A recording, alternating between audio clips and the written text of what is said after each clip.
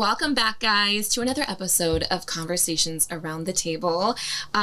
This is a really exciting episode because we have one of our very own, as well as a new face. On today's episode, we are going to sit down with two special guests, Scottie Yang and Angela Zdrale. I want to kind of start from the beginning. So a little bit of like first date questions. Where are you from? Where'd you grow up? But Angela, let's start with you.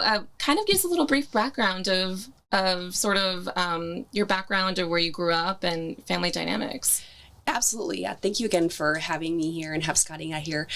So I'm actually born and raised in Arizona. So I've lived here my entire life.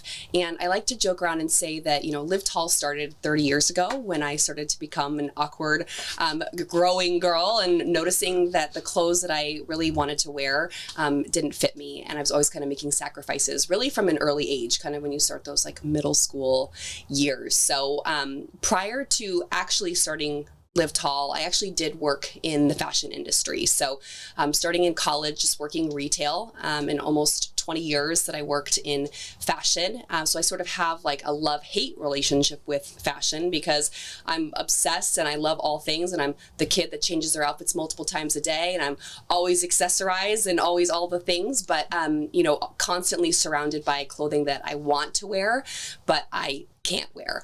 And so I kind of, like I said, I had a 20-year career in fashion, worked for brands like Tory Burch, Kate Spade, and Saks Fifth Avenue, where I did marketing for the local store and did a lot of community events and a lot of PR, fashion shows, things like that, up until the pandemic. And so pandemic came, and in my role at Saks, obviously with events and anything in the community, well, we all know how that story ends.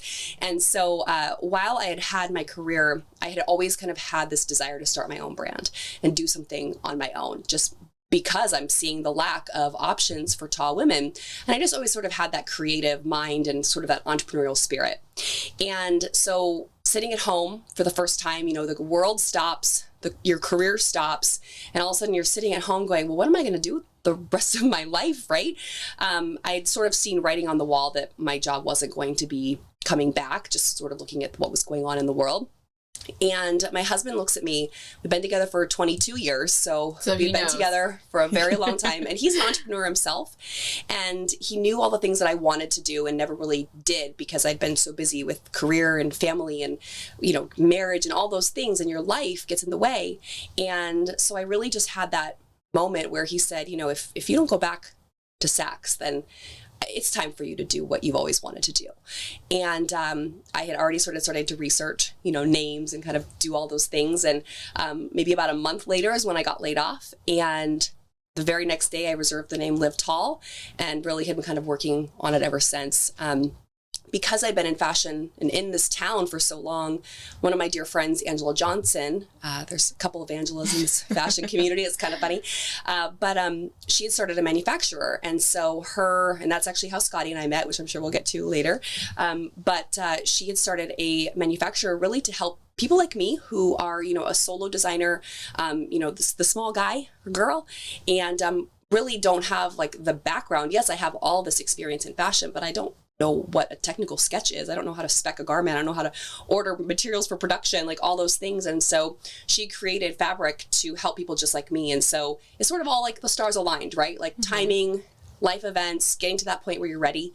And I just took the leap of faith and started Live Tall. And so I got laid off in August of 2020. And in July of 2021, I launched my brand. From the beginning, I've had a vision of what Live Tall is going to be, and which is a global lifestyle brand for tall women, if anyone wants to know. So I'm really working on like adding different product categories and so it's clothing, shoes, and accessories. And I'm laying the groundwork for those things right now. And so I think Scott was saying this earlier, it's just like inch by inch, but then all of a sudden you kind of turn around and you realize that you've come a long way. And so I'm proud of how far I've come on my own. Like I said, doing everything bootstrapped, self-taught, self-funded. And I'm in a position where I'm laying the groundwork for the future, which is the vision that I set when I started 3 years ago. So I'm just proud of myself because, like we said, when you're the one woman show, you have to be proud of yourself. You have to give yourself that pat on the back. Yeah. And so that's where I'm at. And I'm really excited for what I have planned and that I'm working to make it happen. That's exciting. So and that's great too that you had that support. Because I think when you start anything new, there comes a lot of self-doubt, a lot of uncertainty. Every minute of every day. Yeah. And I think even when you're in it, there probably still is a little bit of that kind of bleeds through of like, did I make the right choice? I think when you kind of hit those hurdles and some. Entrepreneurship is sort of like swimming in the ocean, right? It's very different when you have a job that maybe you have, like, you're working for corporate, like it's like swimming laps, like you jump in, you swim your laps, you get out of the pool, you can go home. And when you're an entrepreneur, it just is never ending. And so that's where all those, like, that imposter syndrome comes in, and you just kind of, because it's always on you, and so that doubt comes in. But you just really learn to like embrace the sea, the unknown, and that's really kind of the fun. But absolutely, support is, probably one of the main reasons why I did it. I knew I had that solid foundation from my husband, and we were good in our lives and ready to take that leap. So I do want to come back to that, but I want to give Scottie a moment to kind of give us a brief breakdown of sort of your start of kind of how this all came to be. Yeah, my start was, very similar in a certain way to Angela's story. I always struggled. I think my sophomore year, I was 6'3" and probably like $140. I was rail thin, skinny kid, but I've always, for as long as I remember, I've always had this interest in just style, right? And always liked clothes. And then especially as I got older and I got taller and my feet got bigger, it got harder and harder. My mom always jokes that you have, for a person that wears a size 16 shoe, you have the largest shoe collection that I've ever in the world, probably, because it's so hard to find shoes in a size 16, especially cool ones, right? So, and the same thing went for clothes. I've always had a very keen interest in certain styles for, like I said, as long as I remember. And being an athlete for nearly 20 years of my life, from college to professional, in a sport that's basically dominated by tall guys, you begin to like learn through your other teammates and competitors that are also tall that like, oh, hey, like we all kind of share the same problem. We all can't find stuff that fit us. We all make compromises based off of what's just available off the rack out there. And so I had been kicking around this idea of like, okay, I had done a very large project for the Department of Education, 2015, and I had a chunk of money, and I had like, okay, well, I don't want this money just to go waste. Right, I want to figure out what I can do to turn this into more. And it was just started by just like looking, okay, how can I create additional streams of income and that sort of thing. And then through that research, started to realize like the ability to create your own clothing has become easier than ever. And that's really what really kickstarted the idea. And I just noodled on that for a couple of years, actually, just doing some research in the background, trying to understand, okay, I have this idea, the checklist, right? Of like, should I start this business? Does it solve a problem? Is there a market gap? Is there those sorts of things? But it wasn't until 2017 that I really put that into high gear and put some real effort into it, was because I basically just got fired from my job.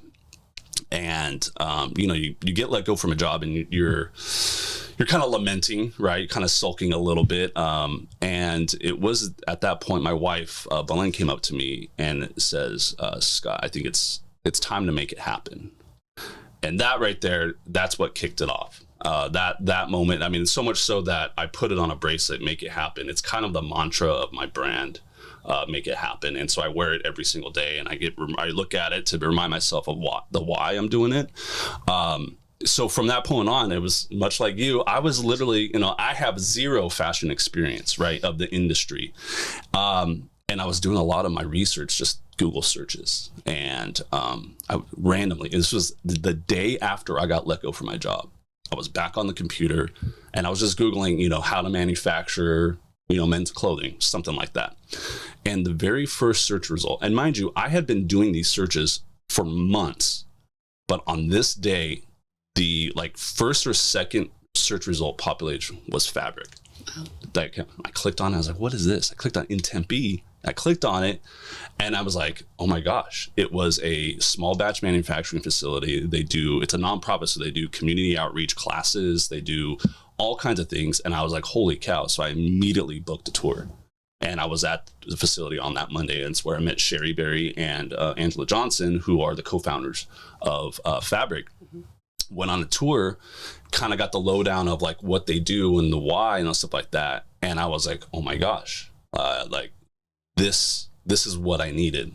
And again, how the stars aligned, how things happen. It's so weird how it all just came about in that moment at that particular time. It's so strange. So from that moment on, I immediately just started taking one-on-one classes with Angela. And she basically, for the next 8 months, we went through each phase of the apparel manufacturing process. And I did one-on-one sessions with her for the next 8 months. And ultimately what came through from, the tech sketch, understanding what the tech pack is, going into fibers and understanding the differences between fibers and fabrics and that sort of thing, and how they drape, how their hand, how they feel and that sort of thing, getting really nerdy on that stuff. And ultimately through that process, we ended with my very first product, which was my signature tall tee. And that at that moment there. So, and from that moment on, Angela Johnson has been kind of my number one fan of the brand, my mentor. She's always been there. Sherry as well. It's just been such a crazy, perfect fit. It was great. It's been awesome. And so I owe a lot to them. But then that's how we met, was through Fabric there, and then to understand, especially as you were talking about earlier, about how entrepreneurship and more specifically solopreneurship can get a little dark at times, right? And to know that there's other folks out there like Angela, and there's several more out there that we've met along the way. It's such a helpful thing to know that, because it pulls you out of this tunnel that you find yourself in at times, and it makes you realize, oh wait, hold on, I'm not going through this alone. They're going through the same thing. I mean, there's been a couple times where I've had to call Angela and be like, I don't know, man. I don't know if I can keep doing this. I'm like, let's get coffee. Yeah. No, immediately she was like, meet me here at coffee, and we talked through it. And from that conversation, you learn that hey, she's going through the same thing I'm going through. I have another friend that owns a brand called West Major, Nick Weta.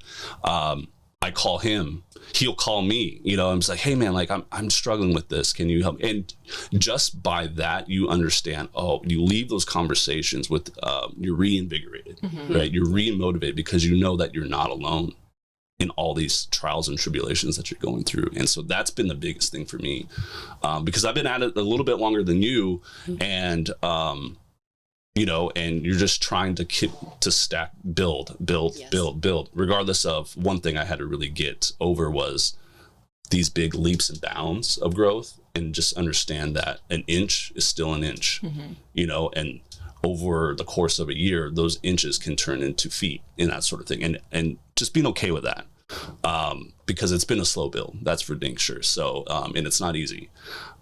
So that's kind of really how it all started, and just, keep pushing forward. You guys have such a similar story. I'm just curious, have you guys ever told each other this story before?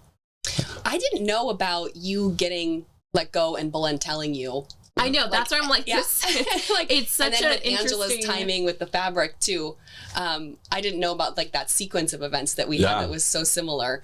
Yeah, especially too, because I mean, obviously you guys right now with your respective companies focusing on women, focusing on men, obviously because that is what you know. Yeah.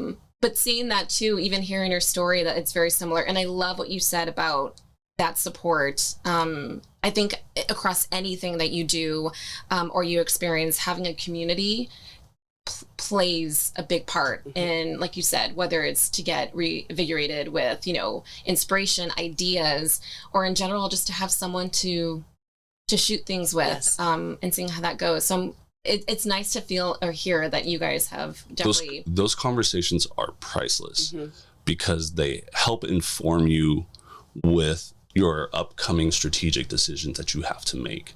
And so if you don't have a sounding board like that between other brand owners that are trying to do the same thing on their own, you could be potentially just throwing darts in the dark, right? So it's really helpful to get that feedback and have those conversations with other folks to see if they've tried that, and if not, maybe they're thinking of things from a different angle that you may not be approaching it from. And like, you don't have that as a solopreneur, like, and as a company, right? At our agency, if we are trying to figure something out or come to a decision, we have a host of people that we can consult with, talk to, get their perspective and that sort of thing. Like, but when you're a solopreneur, you don't, unless you have like a business coach, and then but then you're paying a business coach, right? Like, you know what I'm saying? Like, it's not the same, right? And so it's so important to have, and it's helped quite a bit. I'm sure it's helped you quite a bit as well. Absolutely. Well, so kind of backtracking a little bit, clearly these passion projects, these endeavors started because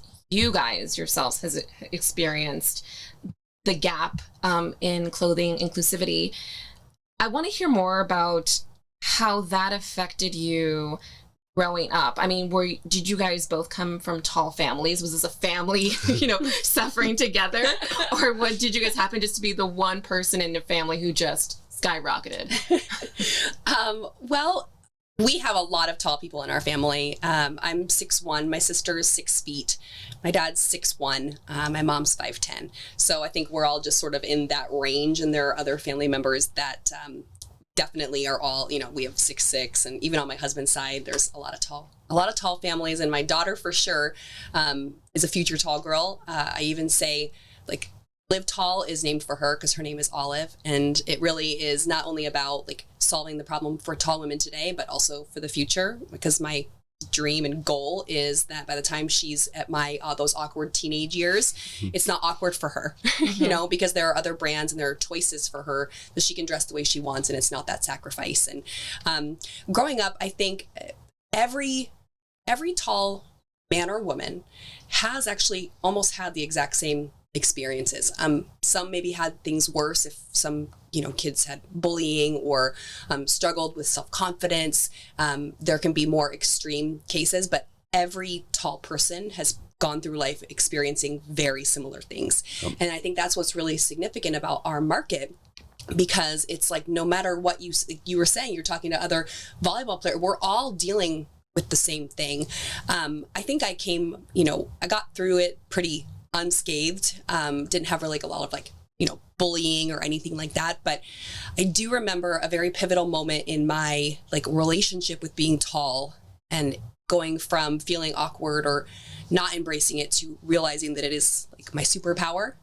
Is I grew up dancing. So I actually still to this day miss performing, and I loved it. And it was what I did for 13 years, from the time I was 3 until I almost was about 16. And that's when I stopped and picked up volleyball. And I just, as I got older and you start to sprout, dancers are typically a lot smaller, more petite. And I was definitely the tallest girl in the group. And it sort of became this joke where it was like, we'd start a new routine. Oh, Angela, back and center, ha, ha, ha, oh yeah, it's so funny for everybody. And I'm just going to go in the back again. And so I started to just kind of feel like this isn't, it's a disadvantage here. And my mom had played volleyball, loved it. It was a great sport. And just because I'd been I danced competitively. It was really my life.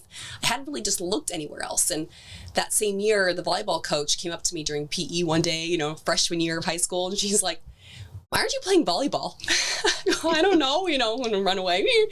And so I just decided, I finished my freshman year dancing and just walked away from that and picked up volleyball. And that moment where I walked into the gym to see all these tall girls like me, and then the ones who weren't tall wanted to be tall, that was the first time I realized, whoa, I can actually use this to my advantage. And I picked up volleyball really quick. I kind of had just a lot of luck. I worked hard, but I had, a great coach that really developed me and all these things. So I got recruited into college, and pretty easily, I guess I would say, especially because I picked it up so late. But that was sort of like a turning point for me with my relationship with being tall, and just kind of realizing how much of an advantage it can be versus a disadvantage of just kind of switching your environments. It really changed my perspective. But I mean, oh my God, horror stories with clothes. I mean, I would put shoes on that were too small. And then also you're not like... clothes that are too big. I grew up in a family of all girls. So there was a lot of hand-me-downs. And I'm sure too that probably wasn't always like the easiest thing. Oh yeah, to borrow clothes. Yeah. With that actually, and especially when I was in middle school, kind of just those formative years for me, and where I really just loved fashion, but I actually just really started to be drawn more towards accessories. And so, handbags and jewelry really became where I bought a lot, or that's what I always wanted. And still to this day, even the bag I'm wearing is Kate Spade, and the late 90s. I mean, she was everything, right? She really pioneered like the handbag industry. And so she's like my number one inspiration, but it's because I was really drawn to accessories because they fit. Yeah. They always fit. You don't have to worry about size on that. Yeah. What about you, Scottie? Was your family all tall? Yeah, well, and this is kind of interesting. I in my opinion, I won the genetic lottery, right? Because I'm the youngest of 4. They're all here, and then I'm here. They're all right-handed. I'm left-handed. They're all fair-skinned. I have more of a darker olive skin complexion. So they're all more like science and math. I'm more creative in that. So I was like, I got all the good stuff. I got all the good stuff. But like, I am a child of a native Taiwanese woman who actually is, by all accounts, typically short. But for a Taiwanese woman, my mom was pretty tall. I believe 5'8". Oh, wow. Yeah. Yeah, which is very tall for a Taiwanese woman. And then my dad is, a white boy from Alabama, met my mom and when he was on his second tour of Vietnam and was in Taiwan on R&R, and he fell in love with her, love at first sight. He was about 6'4". So I don't know exactly where the height fully comes from. I don't know for sure if it's actually like a thing that runs, like a genetic thing that runs in the family or not. But like I said, I won that lottery. So that cup was overflowed. Yeah. So that's where it kind of, I'm assuming obviously for my dad being 6'4", that's where it comes from.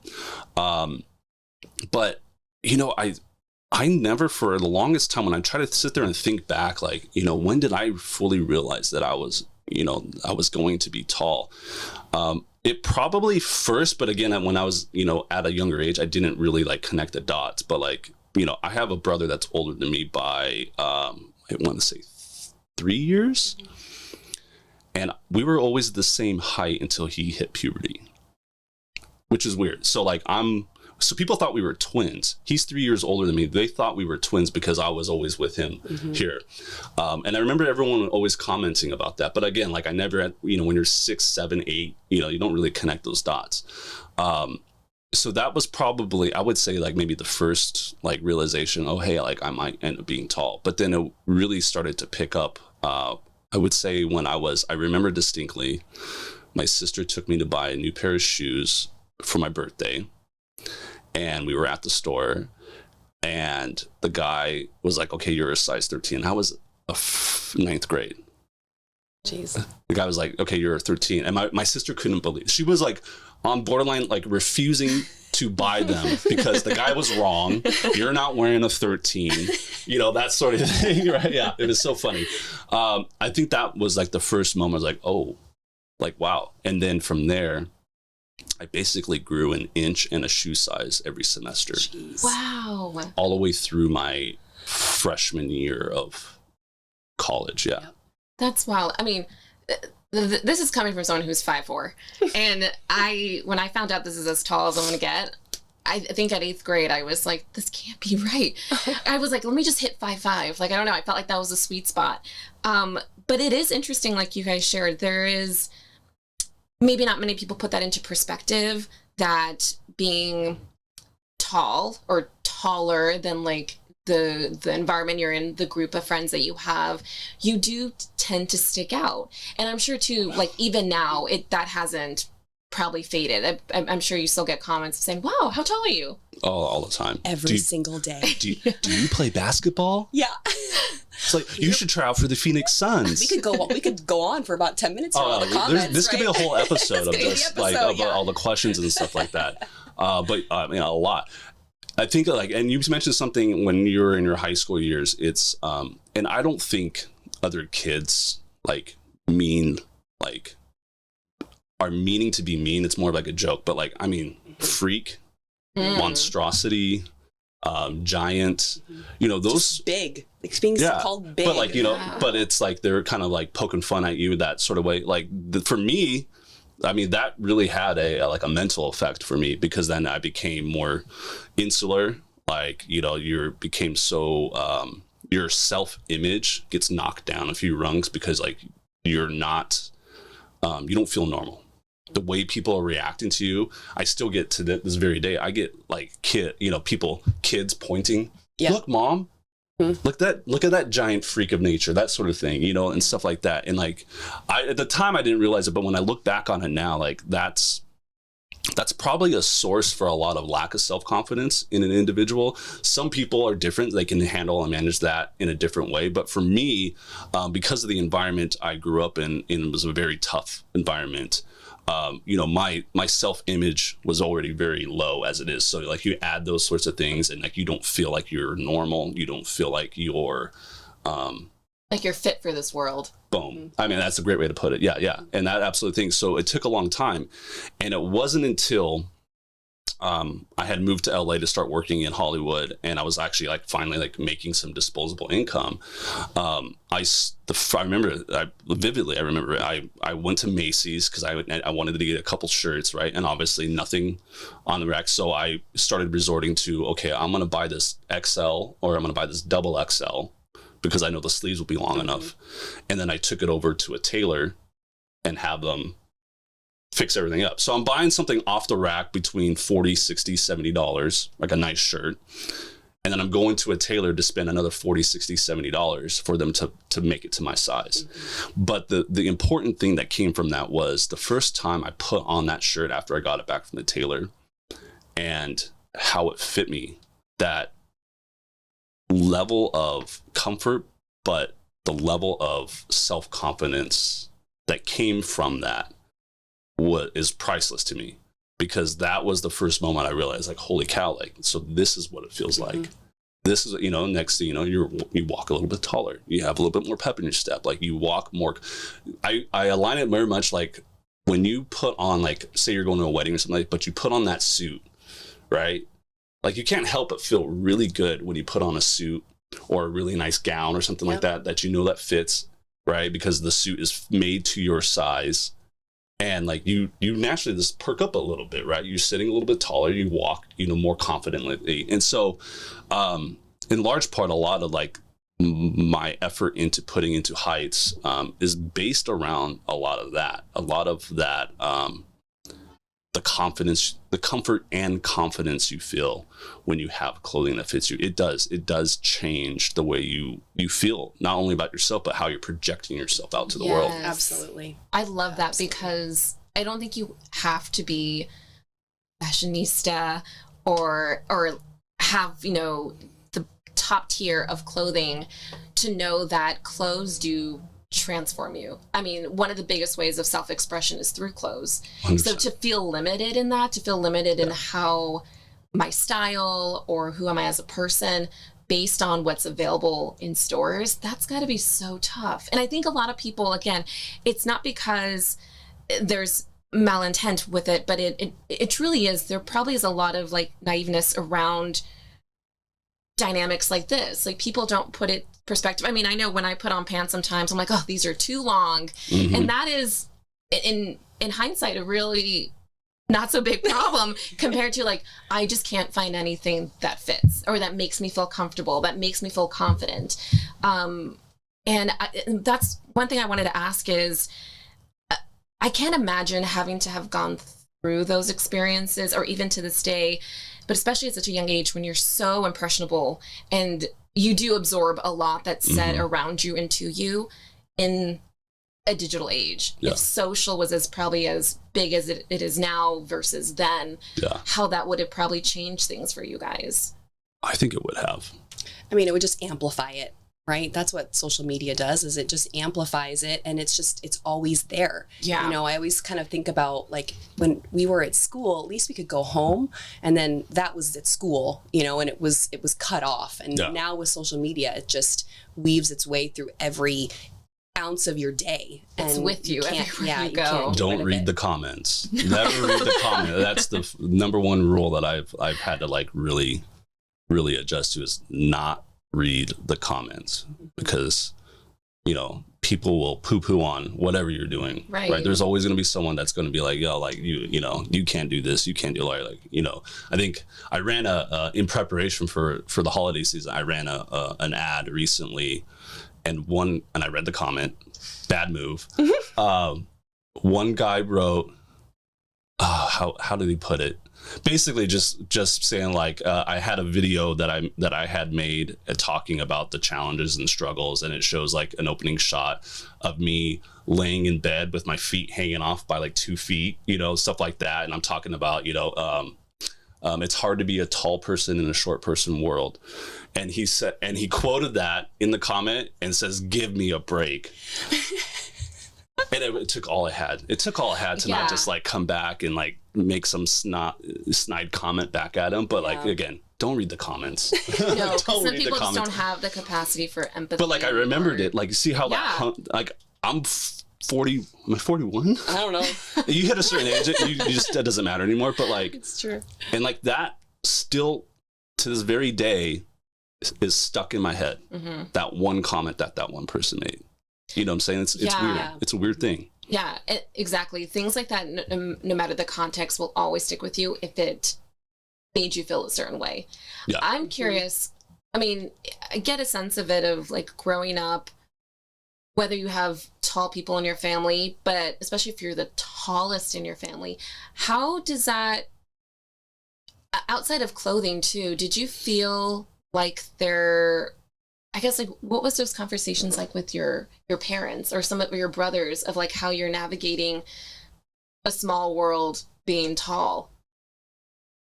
Because did they have the same experience as you? Oh no, because they're all short. 6'1". I know. I'm like, whoa. They're all because they're all none of them, and I don't. For my side, no, not at all. In fact, like a lot of those tall comments came from them as well. Oh. Yeah. But again, because like people, they just don't realize it. Yeah. No one realizes that those comments. And so like even now with my son's 8, and he's literally a spitting image of me. Yes.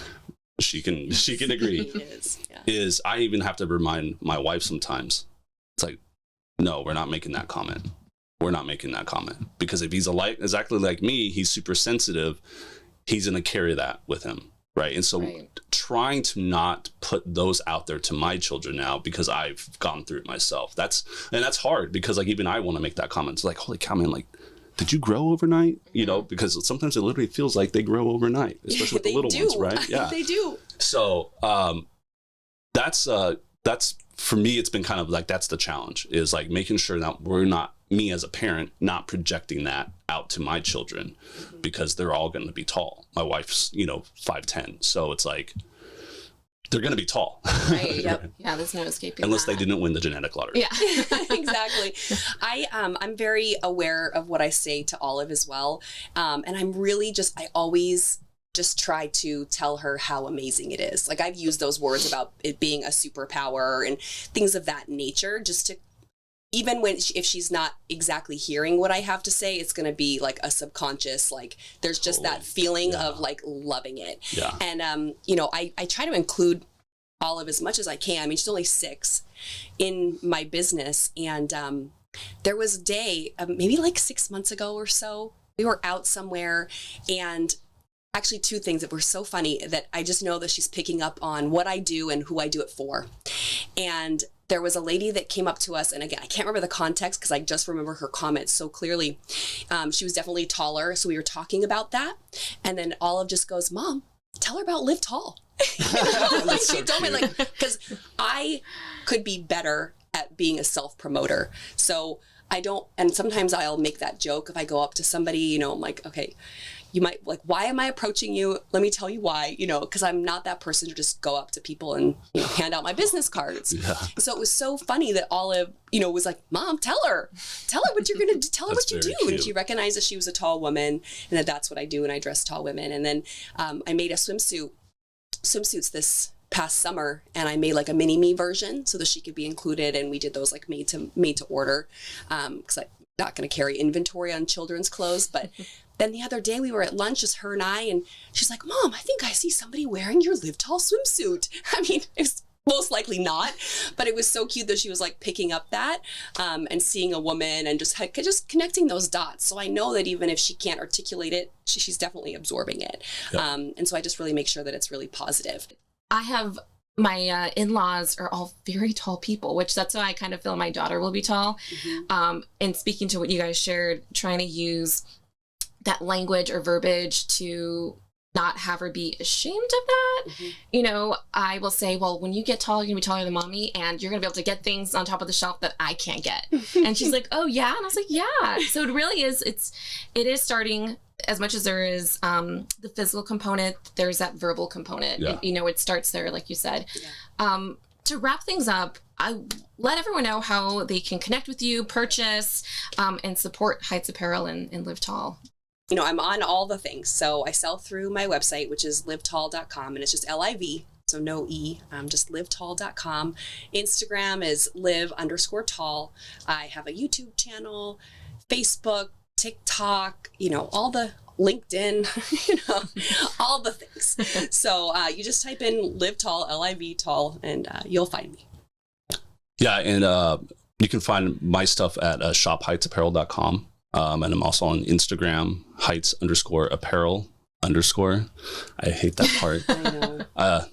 Had problems with the Instagram thing. So, and I'm on TikTok, but I'm not like active on it. But I do have a profile. You can search me out there as well. But the best place is to go directly to the website. Nice. And we'll get that engagement for Scottie. Yeah, please do. Perfect. Well, thank you guys both so much for sitting down and being vulnerable and obviously sharing.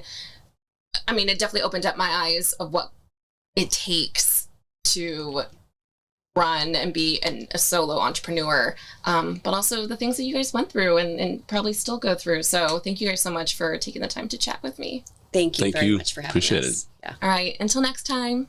Bye, guys.